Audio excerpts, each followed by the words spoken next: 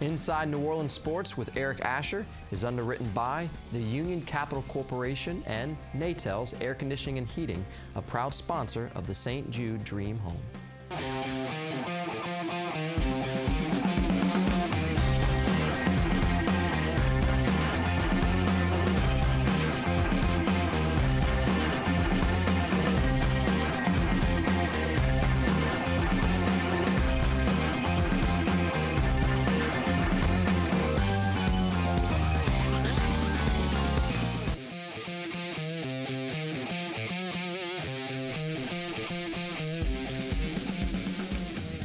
Good evening, New Orleans, and welcome to Inside New Orleans Sports. Happy New Year. Hope that you guys had a wonderful holiday as we kick off 2014. And, of course, looking forward toward the playoffs as the Saints are taking on the Philadelphia Eagles.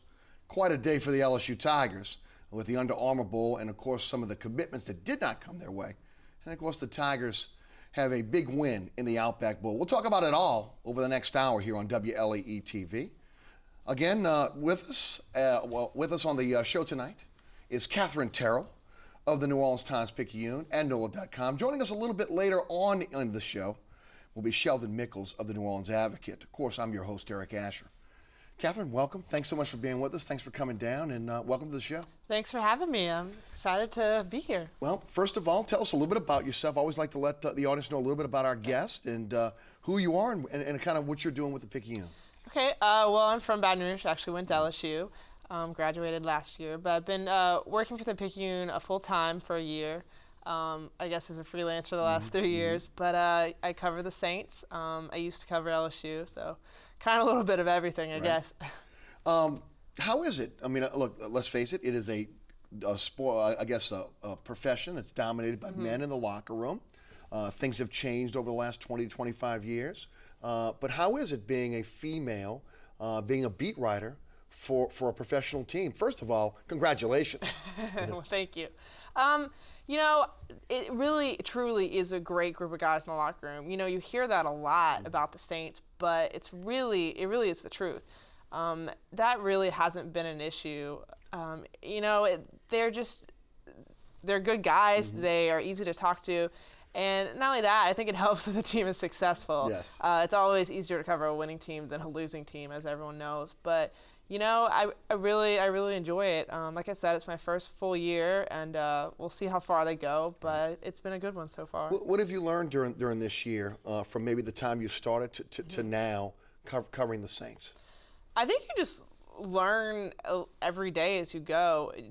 I mean, about the Saints specifically, I've learned a lot about what kind of team they are. You know, there were so many questions coming into this offseason. How would the defense turn around, and what would happen with Peyton being back, and things like that. And it's just kind of interesting that the season's gone by so fast, and yet I suppose they're where people expect them to be in the playoffs, because there's always high expectations with the Saints now, but I don't think they expected the defense to be this good. Yeah, that's for one. I would definitely agree with that. Yeah. You know, and we're going to get into that a little bit later on. It really is kind of a byproduct of a couple things. Number one, and I would like to see if you agree with that, when you look at where the Saints are right now and just the personnel they had, the personnel didn't seem to be able to fit the scheme that Spagnuolo was trying to bring in, where the personnel has a little bit more familiarity with obviously with what Rob Ryan is doing, because of obviously the ties back to Greg Williams and then the ties back to Buddy Ryan. So it seemed like it was a better fit. These guys seem to be a little bit more enthusiastic about playing this defense as well. Yeah, no, I totally agree. I was talking to Cam Jordan today, just kind of how the atmosphere has changed in the last year, how they're so much looser. You talk to the defensive guys in the locker room, they're always joking around. They're always just, I guess, so much looser than they were last year, which, of course, winning changes that. But I think that Rob Ryan just came in and fit the players to a scheme instead of forcing the scheme on the players. I think he put them in the best position that they could be in to be successful. You know, you look at Malcolm Jenkins, and he's had his ups and downs this year, but I think that overall he's played a lot better. He's fit the scheme a lot more, and he's just one of many players. I think they love playing for Ryan, and I think that also helps. They love this aggressive style. There's just so many ways that this is such a better fit than where they were at this point in last season. I surely agree with you. And, I mean, you look at – I think a lot of people would have been excited if they would have seen a top 15 defense, top 20 defense. To be a top 5 defense, I mean, that's a meteoric rise. I don't think people expected that. I don't think anybody expected that. I think people said the Saints could be successful with an average defense and a good offense, and they weren't expecting a great defense. Right. And an offense that maybe people even say hasn't been up to expectations. Sputtered a bit. Yeah. It really has. And it's still top 2 passing offense. No doubt. Yeah, but that's the expectations you're looking at today. We're going to talk about expectations in a little while. Yeah. Well, I'll tell you what, speaking about expectations for the LSU Tigers, there's been a lot of focus on this Under Armour game that was played today. And the number of players that are from Louisiana, or a number of players that at least had been a lean toward LSU. And it was an absolute debacle in St. Petersburg today for a lot of LSU fans who felt like, they were going to go in and be able to sweep the players, so to speak. Tony Brown was expected to go to LSU. He is a cornerback out of Texas. He goes to Alabama. Gerald Willis out of Carr goes to Florida, defensive tackle, expected to go to LSU. Speedy Noyle, the number 1 athlete in the nation, wide receiver athlete. He decides he's going to go to Texas A&M. Kind of not a real surprise. Again, very, very close with a former player for Carr that signed with Texas A&M, has been at Texas A&M. But they did get 2. Jamal Adams out of Texas, the defensive back, and, of course, the big one. The one that if he would not have come to LSU, everybody's dreams would have been absolutely crushed. We had him on our program not too long ago. Leonard Fournette has signed with LSU, and you're an LSU grad. First of all, can you believe that it's come? I mean, we were talking before the show. When I first started back in radio about 11 years ago, and I never really covered high school sports because in a lot of cases when you talked about recruiting, there was no way for a lot of these people who were involved in these publications to be able to see every player in the country. And a lot of those guys were just regurgitating things that other people were writing. Now with the advent of the internet, YouTube, etc., you get so many games on high school. I mean, how many games have we seen just here from the New Orleans area on national television this year? You get a chance to see these players a little bit more. It's become big business. So, I'm a little bit more apt to be able to talk about it now because you can actually see the players, see what they're going to do. But this is out the box. What's going on right now? It's a little crazy today. Yes. Your thoughts? I think it's kind of insane. Just the whole, I was reading Twitter all day today, and just people were panicking left and right. He's going to LSU, he's going to Texas, he's going to Alabama. I'm talking about Fournette. And it's kind of unbelievable. I mean, I've covered LSU, so I know how it is. But just to see, the advent of Twitter, like you said, has changed so many things. Just to watch it in front of my face, I'm like, they're 17, 18-year-old kids. You don't know. They don't know what they want to do with their life. We don't really know what they're thinking. Even the recruiting writers who would probably know these kids pretty well didn't know. I mean, a lot of them were wrong. And it was just really interesting to watch the reaction from people. Like you said, if Fournette had chosen somewhere else, there would be a meltdown today. People would be jumping off the Mississippi River Bridge at both Baton Rouge and New Orleans. Literally. Yeah, kind of like when Joe McKnight didn't go to LSU. I would agree. No, I would agree with you 100% there. It was much worse because, again, they've kind of laid it out for Fournette to be able to come to LSU. Yeah. We didn't really recruit a running back last year. Kind of recruited a back this year to back up just in case he didn't come. He had been kind of hedging one way or the other when he was going to go. And then he opens the show today saying he's going to shock the world on where he's going to go. So immediately everybody's thinking, oh, no. He's heading elsewhere. Panic. Yeah, no, it was complete panic. It's 17-year-old kids, and it's almost become like draft day, for the NFL. It's kind of amazing. And, look, when you look at these kids, a lot of them pan out, but a lot of them don't. They just don't. I mean, even the 4 and 5 stars, I think they've become a little bit better in terms of being able to rate these players because, as I mentioned, the internet and the ability to be able to see them. But they're still 17-year-old kids who are trying to figure. They didn't come and check us out when we were trying to figure out where we're going to college, were they? Exactly. I mean, there's not that many people at that age, even people who are not like high-caliber athletes, that know where they want to go to college. I mean, I didn't, so it's just kind of funny. And he has a lot of pressure on him. He's kind of got the weight of an entire fan base on his shoulders, a fan base that has just kind of seemed not too happy with LSU lately, even though they won their bowl game and they got 2 big recruits. But it's kind of, this week, it's kind of seems like, well, all the things LSU didn't do, which just like you said goes to show expectations are out of this world for that team. That team, and of course the New Orleans Saints as well. And we're going to get into that. Anthony Johnson has also announced, the defensive tackle for LSU, that he is going to go pro. No surprise. I mentioned on my radio show today that I kind of wish that Anthony Johnson would have played the entire season like he played against Iowa yesterday. He had a phenomenal game, played well. His motor was running 100%. We're kind of figuring now that the fact that Ego Ferguson did not make the trip to the Outback Bowl in Tampa, that he is probably going to go pro there as well. That's why maybe the loss of Willis may hurt this team when they're looking to really build that defensive tackle position, a position where they were kind of weak to begin with. But nevertheless, once again, this is a Tiger program. What is it, 4 years in a row now that's won 10 games? And they got some folks out there that want to fire the coach. Well, it's been like that since he got there, whether that's fair or not, which I would say it's not. But, but I guess maybe the beat writer in me sees the positives coming out of yesterday's game, and the defense played well and things like that, and how they're getting the two big recruits, and especially Fournette, that's the one everyone wanted. And I see that as a thing to build on, but other people see it as a thing, as a way to panic. Am I right, Katherine? If you look at Twitter, you would think that, again, the program is shutting down. I know. It is absolutely amazing. But, again, the expectations are high. And let's face it, for this state, in this state right now, this year, it is the highest caliber of recruits that we've seen in a long time. And if you can garner the majority of those recruits, you probably have a pretty good chance of being in the mix for a national championship. And, Alabama got in early on a couple kids up in North Louisiana, and that was kind of the first salvo here. So the hope was that especially the kids in New Orleans would really be on a pipeline to LSU. And, of course, they get the big one, but they don't get everyone. Malachi Dupree's still out there. A couple other players are still out there that are gonna be able to come forward later. But, hey, the sky's not falling. It'll be okay. It's going to be all right. They got a good team, and again, they got a lot of players that got a chance to play this year that are going to be better going forward. I think the key for LSU is realizing now, and if they didn't realize it before, they have to realize it now, that they have to start recruiting for someone to be at LSU for 3 years.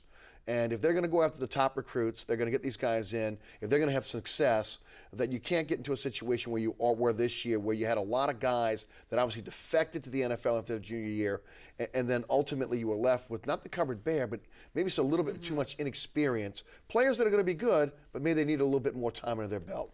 Yeah, you could obviously see that with the defense this year. And again, next year, there's a lot of good guys leaving or potentially leaving that it could be the same situation. But like I said, I think they do have a lot to build on. So I would, maybe that's why expectations are so high. Yes. I don't know. I guess people see next year as, they see more than the Outback Bowl next year. That's the thing. It's like that every year. And Katherine, I would agree with that. It's like that every year. And I think that's part of what we've talked about in this program, what I've talked about in my radio show. The expectations now are so high. It is SEC West Championship. It's an SEC championship, and it's a national championship. And anything else, it's a bust. Most programs would kill to win 10 games a year in the tough SEC West. Exactly. Okay, but ultimately, again, this team is now judged on national championships and SEC championships. Anything less is a down year. Which is crazy when I was growing up, they were not good. Right. They were terrible, and they haven't had a bad season like that since the 90s. But I think that's why people forget. They're so used to success, which is a good and a bad thing. But it is what it is. Yeah, exactly. I'm taking a page from Sean Payton's book.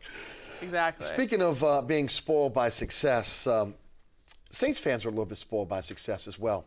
As I opened up my radio show on Monday, I talked about it because, again, I'm a lifelong New Orleanian. Been around this team since, obviously, its inception. And, I grew up in very, very lean times for the New Orleans Saints, And when you look at the change and kind of this fan base now spoiled by the success of this regime. There was a time where this team went 11-5 and ended up, even if it was the 6th spot in the wild card, and ended up beating the Tampa Bay Buccaneers like they did in the Dome, that they would still be partying on Bourbon Street today, okay? And yet, people walked out of that dome, and they walked away with again, not winning the division, not getting the number 2 seed, as this maybe being not as good of a year as it could have been. Now, there's no doubt that the expectations were much higher because of, obviously, the start. But much like the LSU fans, this regime has spoiled this fan base as well. Yeah. Yes, to an extent. Yes, I definitely agree with that. But I guess I do see why people feel that way as to this season specifically, just because of that start. And at the end of the season, I think people just felt like they let opportunities slip away. They were so close against the Panthers, and they lost to the Rams, which I think maybe is the big one that people are just kind of still in disbelief. Although it's not really that surprising. They lost to the Rams the last time they went out there.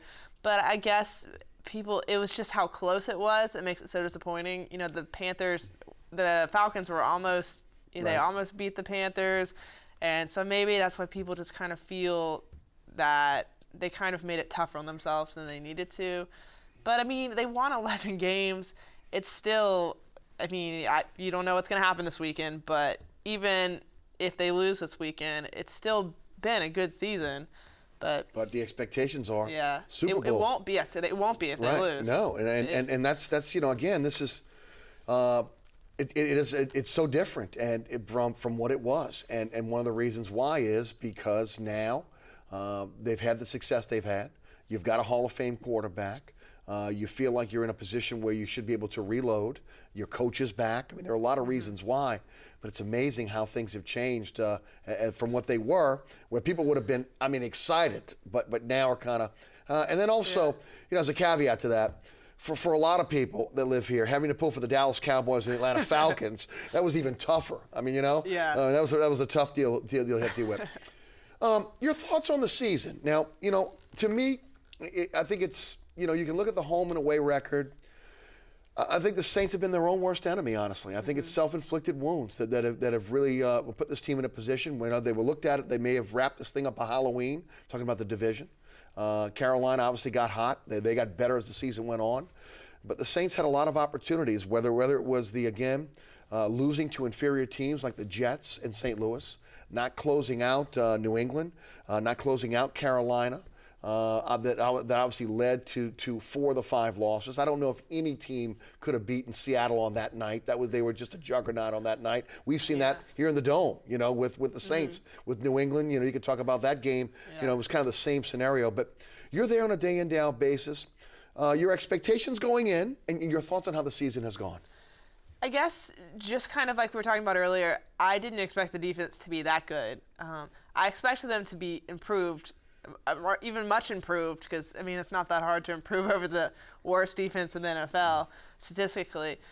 But you look at their confidence level, and this is a team that thinks they can win any game. They're not worried about Philadelphia, or if they are, they're not saying that to us. And I think maybe that's a psychological thing to get over this road issue. And the road issue wasn't that bad at the beginning of the season. They went in, they won at Soldier Field, which they hadn't done in a long time, and people said they couldn't do that either. So there's that. They almost beat the Patriots, but almost isn't good enough, obviously. Couldn't close that one out. Yeah, but this team, for whatever reason, is so different at home than it is on the road. That's a fact, but some people have explained that as they're so good at home. Of course, on the road, they're going to be more like an average team, if that makes sense. Yeah, but there are some that have speculated that maybe the playbook has been pared down a bit on the road rather than at home, which I don't understand, honestly, why you would do that. But, again, you could hear a pin drop in the Dome when obviously the Saints are on offense. And defensively, the team is fueled, obviously, by the crowd. There's no doubt about that. But they have hurt themselves on the road. And look, look, as much as I love Drew Brees, and I love what Drew Brees has done for this city, and I love what Drew Brees has done for this team, and I don't think there's any other quarterback that ultimately that I'd love to see coaching, quarterback in this team. He has kind of been the guy that set the tone with the turnovers on the road. And if the Saints are to win this weekend, they're going to have to keep the turnovers to. I'm going to say they have to have no turnovers, but they have to keep those turnovers to a minimum. More importantly, he's got to be the one that's got to take care of the football. I think and correct me if I'm wrong here, 9 of his interceptions on the road this year. I believe that's what it is. I think he has correct. 3 fumbles on the road as well. One was almost like an interception, right. but yes, it was a So fumble. he's kind of been the tone setter here. If anything, whether it's missed assignments, whether it's penalties, whether it's turnovers, this team has hurt itself on the road. And you know, I don't know about you, Katherine, but I was kind of amused by what would happen this week with the changing of the Beefy Mac recipe, the changing of the Gatorade from the red to the green. And first of all, why would you go with green if you're going to Philadelphia, right? I would go with red in general. Yeah, exactly. And then the changing of the warm-ups. Katherine, you and I have both been at camp. The Saints are not wearing anything with a hole in it. I can promise you that. I'm sure the warm-ups are looking. And if they don't want the warm-ups, we'll be more than happy to take them. I know. I've heard about those warm-ups probably more than I've heard about anything in my life this week. Every single player is talking about them. Right. No matter if you ask them any road questions, it is back to the warm-ups. Deflection, am I right? I think in a way, and I also think that maybe it's a psychological thing to make the team a little bit looser about going to play on the road. Like, hey, if we change these things up, then we can play better. I think it's both. Yes, total deflection in some ways.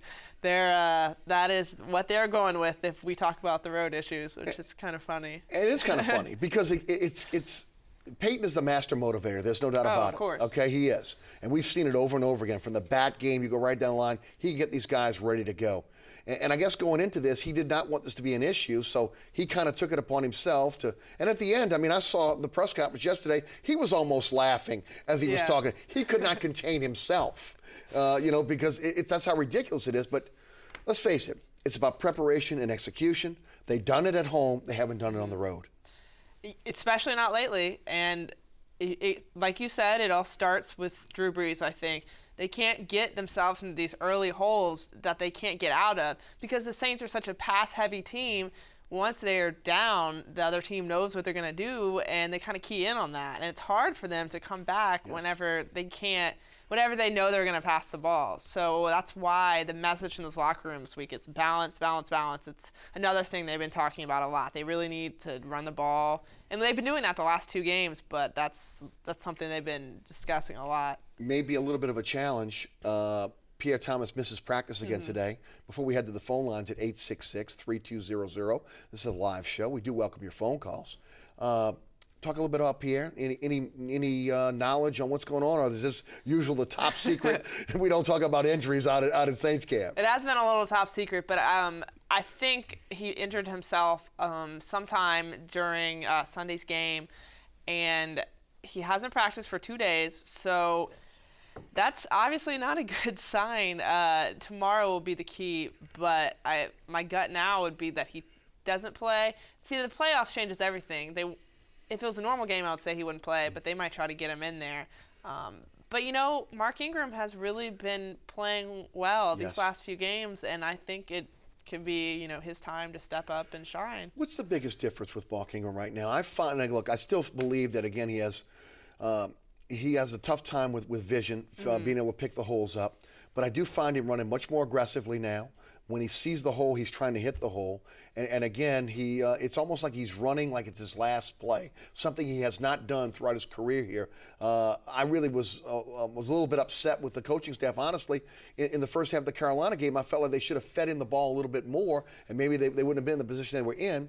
But he has come on, in the back half of the season. He really has, and he did that last year, too. When I talked to him at training camp, he was saying, I'm finally healthy, and I really feel like this is my year, I suppose. I feel like I can be what I'm expected to be. That's essentially what he said over and over again. And then he got hurt. So, bad start to the season, and then he got hurt. But once he came back, it was just completely different. For one, he runs differently, and maybe he is thinking, I've got to be different so that I don't get my carries taken away. Right. And he was talking yesterday about, I'm just going to make the most of every carry I have. It's like maybe he's running. When he's running, he thinks about the times people have booed him and all of that, and maybe it fuels him. I don't know. Right. Let's head to the phone lines. Byron is in Lakeview. Byron, welcome to Inside New Orleans Sports. Our guest tonight, Katherine Terrell of the New Orleans Times-Picayune. She is a beat writer for the New Orleans Saints. Welcome to the show. Thank you, Eric. Thank you, Katherine. Katherine, You're a true testament to the talent they have over at the Picayune with Peter Finney, Jeff Duncan. Enjoy your work very much. Well, Eric, thank you. 11-1. I would not be anywhere else, but that's why I was listening to you on WGSO. I love your objectivity and your knowledge. You really bring a lot. But thank you. My question was about how we're going to stop Philadelphia on Saturday night. Yeah, I think the primary target is going to be LaShawn McCoy. If we shut him down, make them one-dimensional, it'll be a big key. But I heard earlier on your show, Eric, talking about keeping him within the tackle boxes. What, in your opinion, Katherine and Eric, is the best way to stop LaShawn McCoy? Thank you. Byron, thank you for the phone call. Katherine? I think that I was writing about this today. That is tough for any team, especially the Saints, which haven't their run defense struggles more than their pass defense, obviously. I think they're just going to have to key in on him and kind of make that the object of what they're going to do. They're going to have to kind of choose to key in on him more than the pass game. They're going to have to kind of give that up, I think. I don't know about you, but I think that he needs to be their main objective, or else he could run wild on them, as he's done so many times. I think they've got to use the same type of philosophy they used against Cam Newton. Yeah. They really, the ends cannot crash. They have to be very disciplined. I think this is one of the games that's going to be key in terms of being gap disciplined, because again, they like to do a little trickery in that backfield to try to throw teams off. They are a high-powered offense, but yet they do it through the run. But yet it's amazing when you look, 27 touchdowns that Foles has thrown? I mean, when you look at, again, this is they throw the football, but they throw it in a different way than maybe the Saints throw the ball. So again, they have to be very disciplined. One of the things that I'm concerned about is the fact that because it is an up-tempo offense, the inability to be able to maybe get those sub-packages on, and the loss of Kenny Vaccaro. Now you're going to be in a situation where you're really going to be counting on Roman Harper, and you're going to be counting on Malcolm Jenkins in that base defense to be able to, again, cover the pass when necessary, but also to be able to stop that run. It'll be interesting to see how Rob Ryan is going to put a formula together to try to do that with, honestly, his best tackler and his best all-around player not being available. I've said so many times that is a huge loss. It's so hard to replace a guy like Kenny Vaccaro. Even though he's a rookie, he was a guy that could line up anywhere, and Rob Ryan could trust him to just put him wherever, and he would get the job done. And that was a bigger, I think people knew it would be a big loss, but I don't know how much they really thought about that. I think Raphael Bush played well last week, but that ankle has been nagging him for weeks, and he missed practice yesterday, but he came back today, so it kind of depends on how that's going to hold up. There's just so many variables there, but Harper and Jenkins have to play well. I mean, that's the bottom line. It really is, because again, you won't be able to go in and to be able to substitute as easily as you've been able to do in the past. They're not going to allow it. And so you're going to have to count on the guys in the base defense to be able to do what they need to do to be able to stop the run and still be able to play the pass. You compound that loss of Vaccaro with obviously the loss of the cornerback, Jabari Greer, and you're in a tough spot right now because Corey White's playing a little bit out of position right now, in my opinion. So this is look. These guys have been around here for a while now. If when for the Saints to be successful, the keys to the game is the safety play. How those two guys play, Harper and Jenkins, on Saturday night. To me, as you said with Breeze, it all starts with the leaders of the team, and these two are two of the leaders of the defense. So they have to play well, bottom line, or else I don't know. Well, we'll get your prediction. We'll get your prediction a little bit later. And Sheldon Mickles is going to join us in a few minutes as well. But let's head back to the phone lines. 504-866-3200. You're watching Inside New Orleans Sports. Katherine Terrell of the New Orleans Times-Picayune is with us tonight. Jamal is in New Orleans. Jamal, welcome. You're on Inside New Orleans Sports. Hi, how y'all doing? Hey, Jamal. My question to the madam is the Saints offensive line, which is on the left side tackle, are they prepared for Phillies defense? Because, we got a rookie that's placed in that position. And okay, yeah. Jamal, go ahead. Well, you're talking about Teron Armstead? Yes. Right. Well, first of all, the Eagles are kind of average in rushing the passer. Right. They're about middle of the pack. I think they have 37 sacks this year. Yes, they do. But I think that Armstead was much improved his second start. It could have been because he was at home, but when we were interviewing him after his first start, he was saying, my job is to make sure y'all aren't talking about me next week. And I think that that's kind of what happened. I think he held up well. Brees was only sacked once. As a whole, they played much better. Yes. And I think it really helps that he had that day against the Panthers behind him. You know, Greg Hardy is no joke. Come on. Yeah, not easy to play against. Right. The Panthers had 9 sacks against the Falcons. So 15 in 2 weeks. That's crazy. But I think that just based on how they played this weekend, I feel a lot more confident about how they can play against the Eagles. I was a little miffed by the move, honestly. Yeah, especially because Charles Brown plays so well against the Panthers.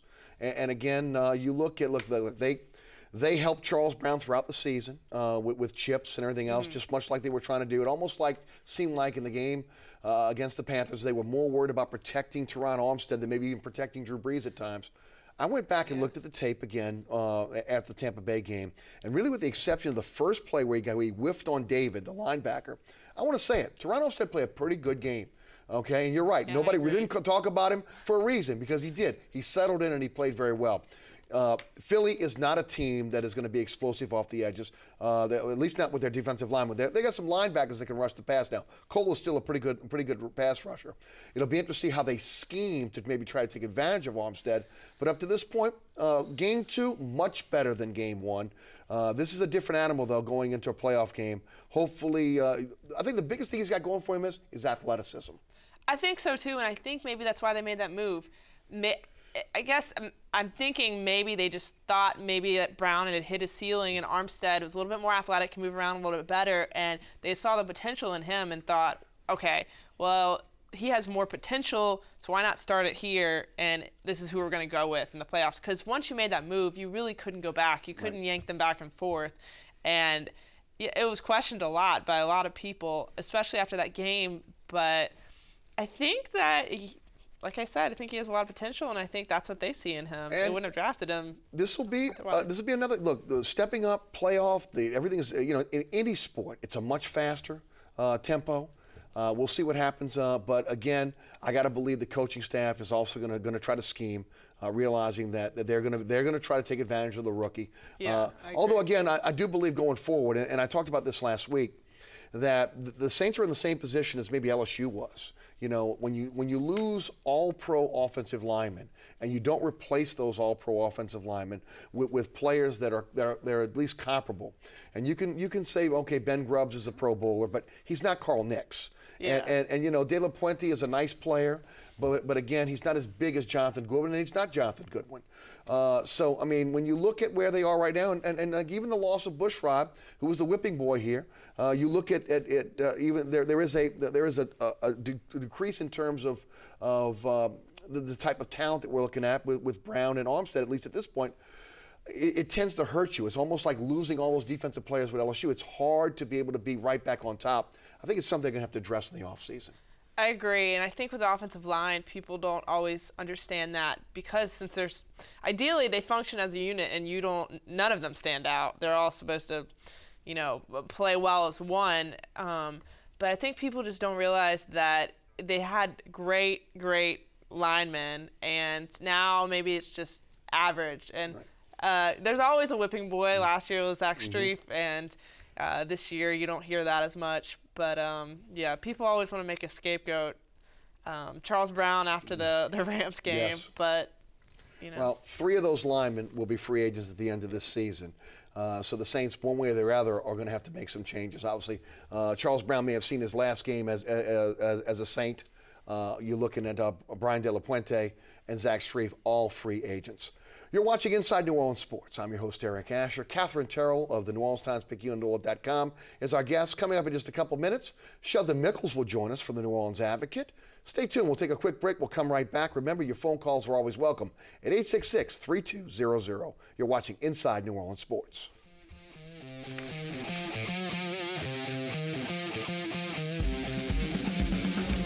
Inside New Orleans Sports with Eric Asher is underwritten by the Union Capital Corporation and Natels Air Conditioning and Heating, a proud sponsor of the St. Jude Dream Home. My life is full of statistics. Thing is, I could have dropped out of school and become one myself. but I didn't, because I had people that believed in me. Here's another statistic. 7,000 students drop out every school day. That's one every 26 seconds. It's time that students know that we believe in them. Inspire a student and share your message of support at boostup.org. You're watching WLAE, New Orleans Public Television. Find us on Facebook and follow us on Twitter.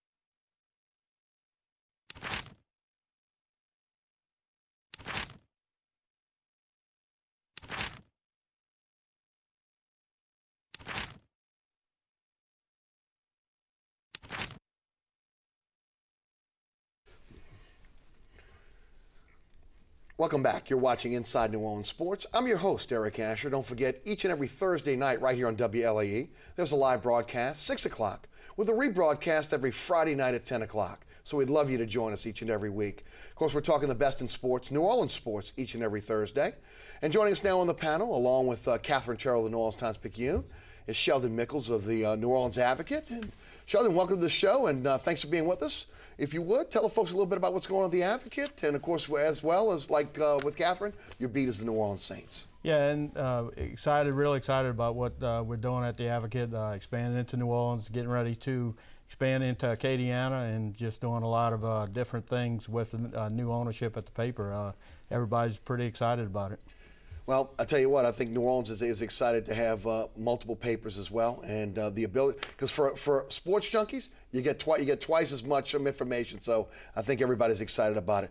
Guys, a lot has been made about weather conditions, going out and playing in Philadelphia. You know, I've been watching the weather like everybody else. It looks like it's going to be around 25. By the way, you guys might want to dress warm. It's going to be about 25 degrees. The night before, it'll be actually 3 degrees in Philadelphia. And but it looks as though there will not be rain, there will not be snow, no sleet. The biggest thing that I think right now, from a weather condition standpoint, would maybe be the wind. These guys have played in cold weather before. Some of them have grown up in cold weather. Some of them played their college ball in cold weather. I'll take you first, Sheldon. What about the weather conditions? How much do you think that will be a factor in Philadelphia? Well, you know, Sean Payton said it time and time again. You know, a lot of these guys have played college ball in cold weather. A lot of them come from up north, come up from the Midwest. And like you said, the big thing they worry about is the wind, how it affects the way Drew throws the ball or any quarterback throws the ball. You can't simulate that in practice. You know, maybe today was a windy day out there, so they probably were able to get some work in with the wind. But I think the thing they fear the most is, and fear might not be a good word, but concerned with is wind. If it's 15, 20 miles an hour, that can slow down your passing game. Well, I'll tell you one thing. They're lucky they're not playing tonight. Yes. There's like, what, 5 inches of snow expected? Mm-hmm. I can't even imagine how that would go. But I agree with Sheldon. I think the wind is really the big factor.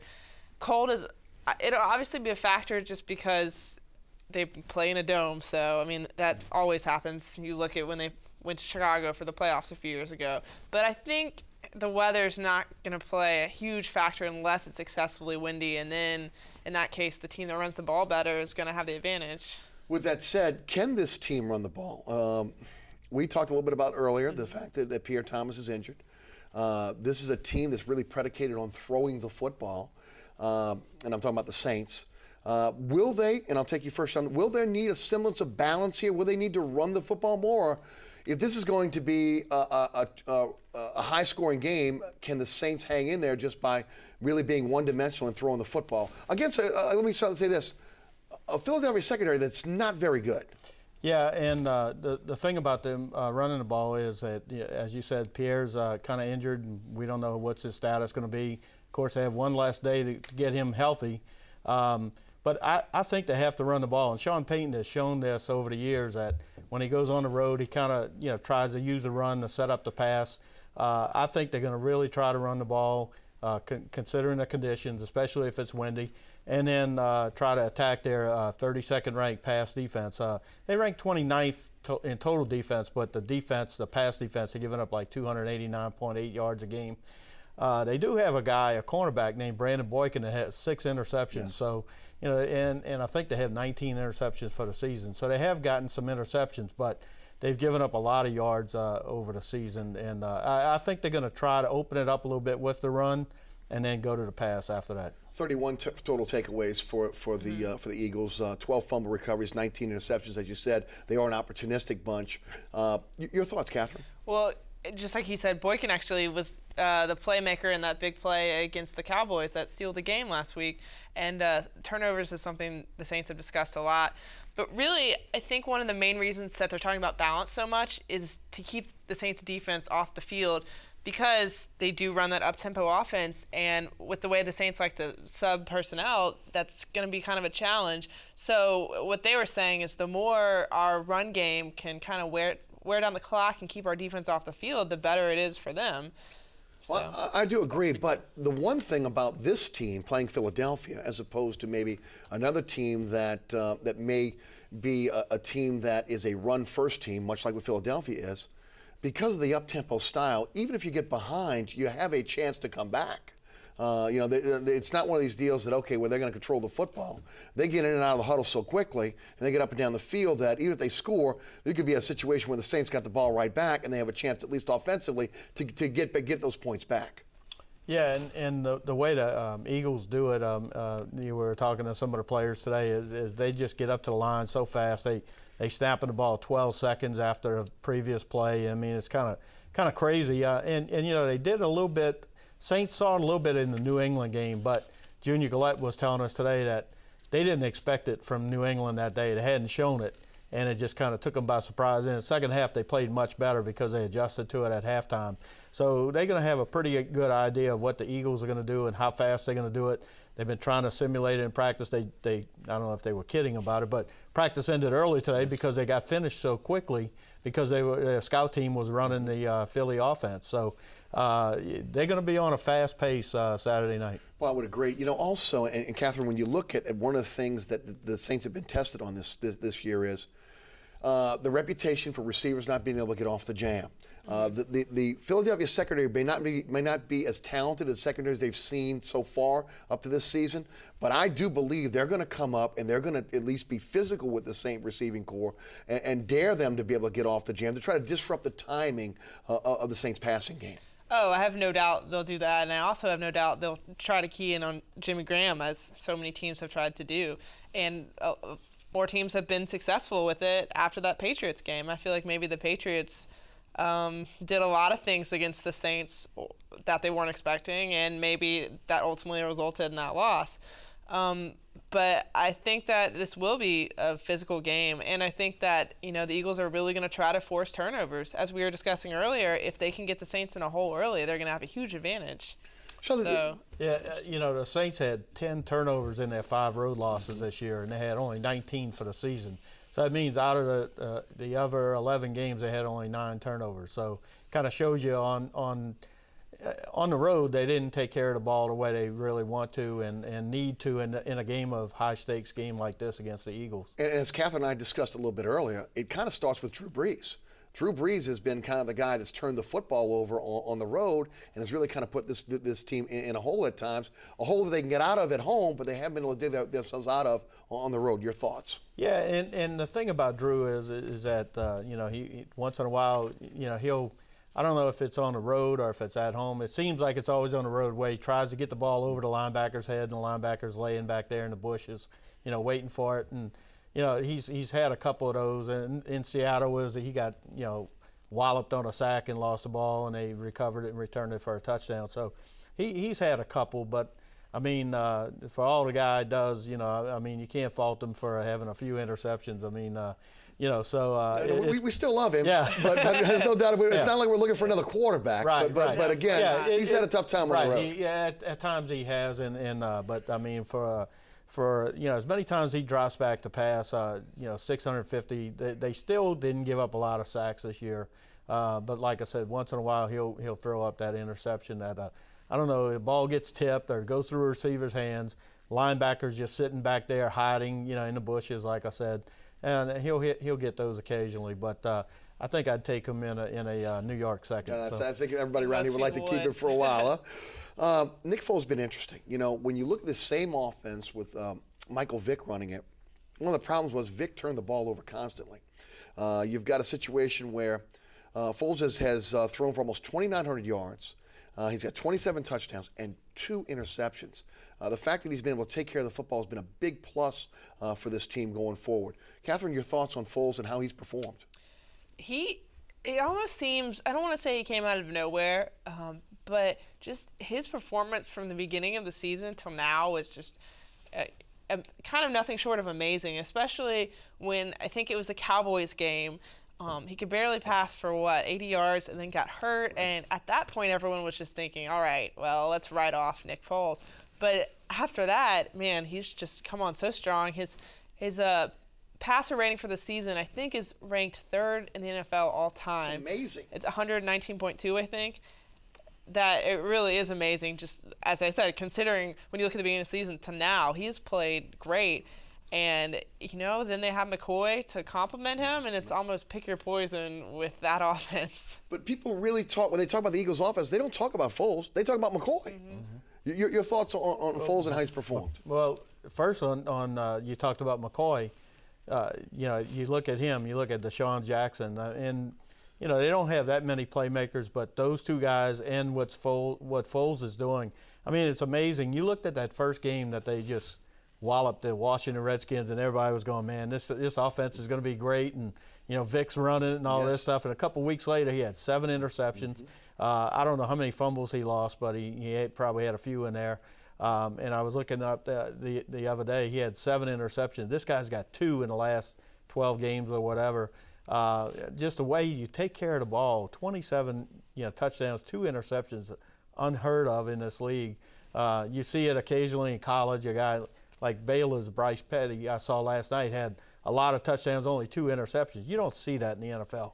Even the good guys, I mean, Brady, Peyton Manning, they all throw 8, 10 interceptions a season. So, I mean, the way he's taking care of the ball is just phenomenal. And the thing I think, though, is LaShawn McCoy has taken a lot of pressure off of him. I mean, a guy rushes for 1,600 yards, 5.1 yards a carry. I mean, he's a phenomenal player. Junior Gillette compared him to Barry Sanders today. The way he cuts, his cutting ability, the way he finds and sneaks his way through small holes that guys would get bottled up in. And just, Junior was very impressed with him today. 2,146 all-purpose yards for McCoy, but when you look at Foles, he's thrown the ball over 300 times. And again, that's an offense and when you look at over 300 times and to be in a situation where he almost has 2,900 yards, that's impressive. Oh, it's very impressive either way. And we were talking about the hurry-up offense. They're last in time of possession, and I was looking back year by year. I don't think a team has had a winning record that has been last in time of possession in at least 13 years. It's been a long time, and that just goes to show how good their offense is, how efficient it is. I mean, they get off the line of scrimmage quickly. I mean, they run these plays quickly, and people don't talk about Foles that much because McCoy has been so good. He's had such a great turnaround from last year. I mean, Chip Kelly's really utilized him. He goes from, I think, having under 900 yards to having 1,600 this year and leading the NFL. But, Foles has not made mistakes, and that's why they've been successful. Yeah, we were talking to Cameron Jordan today about playing against a Chip Kelly team because he did it a couple of times at Cal. And once we got into the discussion about Chip Kelly, he goes, well, I don't want to really talk about those games because they got beat pretty good probably. But, I mean, it's amazing how he brought it to the NFL. That first game against the Redskins, I was going, man, this is unbelievable. Yes. And you kind of wondered if it's going to be just like the read option. Is it going to go? People are going to adjust to it. These defensive coordinators in the NFL are too good not to adjust to things like that. and they kind of fell off a little bit. They had a couple of losses. They went out to Denver and got crushed by Denver. They lost to Dallas. They scored 3 points against one of the worst defenses in NFL history, right behind who from last year. We don't want to talk about they that scored one, 3 points at home against Right. the Cowboys and lost that game. And you kind of wonder, well, is it real? Is it for real? But then all of a sudden they went out to Oakland and he threw 7 touchdowns the first 3 quarters. And since then they've been off to the races. Selleck is a pretty good tight end. Let's face it, Cooper's done a nice job at the wide receiver position for him. Avant is a nice receiver. But this really revolves around this offense, around Deshaun Jackson, and also, as you mentioned, Shady McCoy and Foles. If you can control the running game against them, then you probably are going to win the game. I just think the Saints are a better team. Well, overall a better team.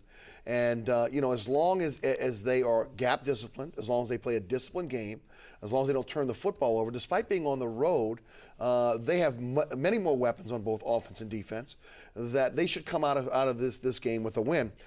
Talk about how he's kind of almost done this with mirrors. I'm talking about Chip Kelly, because he's only really got 3 outstanding players on the offensive side, and if you watch the way he maneuvers those guys around, he really puts the defense in a position where they're on their heels. Well, let's put it, not trying to denigrate anybody, but Riley Cooper is not going to strike much fear in anybody. Brent Selleck isn't. Fine pros, fine players, but those guys aren't going to put a lot of fear. LaShawn McCoy and LaShawn McCoy and Deshaun Jackson will put fear in you. And Nick Foles, the way he's playing, like I said, I think LaShawn McCoy is helping him out, taking some of that pressure off of him. And the way you do that is you run the ball, you run it effectively, and it makes the passing game go.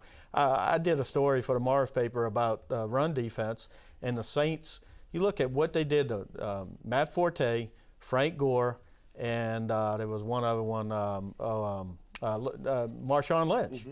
And they did great against those guys. I think they were 55 yards, 52 and 48 out of those 3. They've had some hiccups here and there. But if they could do what they did against Gore, Lynch, and Matt Forte, all 1,000-yard rushes, all elite runners in this league, if they could do pretty good against him and keep him contained, I think they can win the game. Difference is they like to get McCoy on the edge, which is what I think the Saints' weakness. When you see the big plays they've given up on the running game this year, it's been on the edge. I've always said that Lofton and Hawthorne, as good as you get in the box, the loss of a Carroll is going to hurt them a little bit here. They got to contain them. They've got to be gap, as we've mentioned before, gap discipline. Your thoughts, Katherine? I mean, they're doing this with really 2 players, really, and a quarterback that's playing out of sight. Yeah, no, I agree. I think Foles has been such a big reason for their turnaround, but they don't have that many players that stand out, and even Jackson sometimes will have quiet days. But as Sheldon said, I think this all really hinges on McCoy. Foles doesn't have experience in these situations, and you don't know how he's going to go out and play in a game like this. Maybe he won't be able to take the pressure, and then, of course, maybe he will. That's the thing. You don't know. It's kind of a wild card. It helps him being at home. Yes, it does. That helps a lot. And obviously it helps that McCoy is kind of his security blanket there, and they know that they can turn to him if the passing game really isn't working. But the Saints, I just think that they're going to be all out and focused on stopping the running game. And even Sean Payton said that a few days ago. He said, I think he said, whoever controls the running game or defends against that better will have an advantage or will be able to win. Special teams are also going to be huge. And when you kind of look at it, Donnie Jones, former LSU punter, Alex Henry is their kicker, as opposed to Morstead, who's had a pretty good year. Although, again, there's been a couple hiccups here and there, some unlike Morstead, really, because when you look at some punts that maybe he kind of shanked at a big time, he's been a guy that ultimately kicks the ball into the end zone, doesn't allow returns, and Shane Graham so far so good. Talk about the special teams. Talk about the kicking specialist and how big of a role they'll have in this week's game. Well, you look at you just can't in a playoff game like this. You can't give up the big kickoff returns. You can't give up the big punt returns, and I think that's going to be a big thing for the Saints. They have to be very sound on their coverage.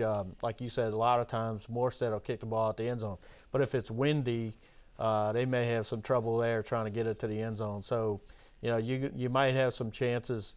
By the same token, Darren Sproles may get a chance to run back. I think he's been really close a couple times, and he may be ready to break one. He's just been an inch or two away here and there, and looks like maybe he might be ready to break one. But I mean, when you get in a game like this, any time you get in a big high stakes game like this, that could be a backbreaker. So, they're going to have to be very careful in that coverage. Yeah, let's throw Deshaun Jackson in there as well, because, I mean, let's face it, from a punt return standpoint, he's one of the best. Your thoughts on special teams and how big of a role that they can play? I was just about to bring up Jackson, how, that could be a game changer. He's done it before. But also, Shane Graham, that's another guy that people are probably going to be looking at. The troubles with Hartley were well documented as far as this season goes, and I know fans were probably divided about that, but I think a lot of fans wanted a change there, and Graham has experience. That's what they wanted. They wanted a guy that they can count on when it comes to big kicks in the postseason. He's done that. He kicked his career long at New England in the postseason, and I don't think he's missed a kick in the postseason in a while. He hasn't had that many postseason kicks, but I think his record is pretty good on that. So I think that could be a factor if they have to kick a game-winning field goal. Yeah. Okay, guys, here we go. About a minute left for each one of you guys as we wrap it up for Inside New Orleans Sports for tonight. I'll go with ladies first. Katherine, Saints go to Philly. Tell me who wins and why. Oh, Saints fans aren't going to like this, but my pick will be in the paper tomorrow. I picked the Eagles 28-24, and I ultimately think the Saints are the better team. I honestly believe that. But just based on what I've seen from them on the road this season, I feel like the Eagles have the advantage here, especially if conditions are windy. So I think if the Saints have a couple turnovers like they've had this year and they did against San Francisco in the 2011 playoff game, it could go the Eagles' way. So Sheldon? That's my pick. Well, we were talking about it in the media workroom a little while ago, and a lot of the guys were saying, early in the week I was thinking Eagles because they have the advantage, the home field advantage, but I did a story earlier in the week, or did a chart earlier in the week on how number 6 seeds fare, and they are 17 and 18 in the last decade. So number 6 seeds have done okay. So, and we were, a lot of the guys were saying, hey, the Saints are a better team than what they showed recently. The Eagles have won 7 of 8, 7 of the last 8. So we all I'm kind of turning the other way. I'm kind of going towards the Saints way now. I'm going to pick it Saints 24-20. And I'm going to take the Saints as well. And I'm going to take the Saints with the caveat, just like you, Katherine, they cannot turn the football over. I do think it'll be a close game. I think it'll be a high-scoring game. I think that, again, both teams could score 30 points or over 30 points. But I think if the Saints don't turn the ball over, they are the better team. And I think they get over the road woes. If they come back with a win, I think they're in Seattle next week. I want to thank both of you guys for coming down and joining us tonight. Katherine Terrell, the New Orleans Times-Picayune and NOLA.com. Sheldon Mickles of the New Orleans Advocate. Thanks for being with us. Really appreciate you guys being part of the panel tonight. No problem. Thanks for having us. And again, thanks so much for joining us tonight. Remember, there is a rebroadcast of this show each and every Friday night, 10 p.m. right here on WLAE TV. You can also catch me on the radio weekdays, 11 a.m. until 1 p.m., 9:90 a.m. WGSO. Remember, if you've missed any of the previous shows here on Inside New Orleans Sports, you go to ericasher.com and check out all the previous episodes, as well as you can check out my podcast at ericasher.com as well. Want to make sure that we thank everybody involved with this program, including the production staff here at WLAE, Ron Yeager, Jim Dotson, Donovan Joseph, my producer, William Hill, and for Katherine Terrell, for Sheldon Mickles. My name is Eric Asher. Happy New Year, and go Saints.